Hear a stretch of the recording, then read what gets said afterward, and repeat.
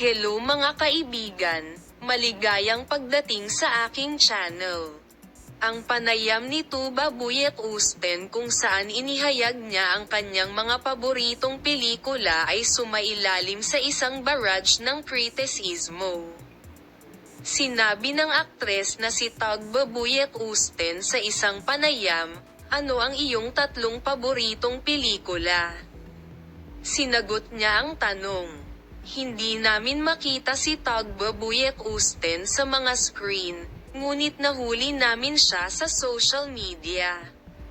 Matapos ang maalamat na finale ng Olive Branch, nakatawag pansin ang magandang aktres sa isang panayam na ibinigay niya tungkol sa kanyang sarili. Ano ang iyong tatlong paboritong pelikula mula sa isang imbitasyon na dinaluhan ni Tuba Buyet Usten? Nang tanungin, taos-puso siyang sumagot, ngunit hindi ito ikinatuwa ng mga manunood. Habang pinapuna sila ng mga nakakita sa mga sagot ni Tuba Buyet Usten na hindi sikat, ang iba ay nagkomento sa mga kritiko. Tingnan natin kung ano ang iniisip mo. Iyan ang bahaging nagdudulot ng kritisismo. Nasa agenda ang pag-anunsyo ng aktres na si Tuba Buyet Usten tungkol sa mga pangalan ng mga dayuhang serye sa TV tungkol sa kanyang paboritong serye sa TV.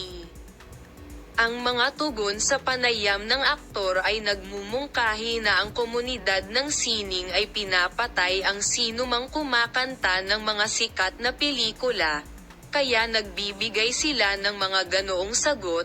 Hayaan mo akong magbigay sa iyo ng ilang impormasyon sa loob. Eksaktong pinapanood mo ang mga ito noong lumaki ka kasama namin sa Tarabya.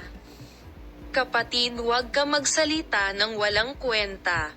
Pag tinanong tungkol sa pinakamagandang pelikula, sasabihin mo Lord of the Rings, Dark King, ang presyo ng pang-aalipin, hindi ko maintindihan, sinusubukan nilang maiba, mga pelikulang walang alam, at iba pa.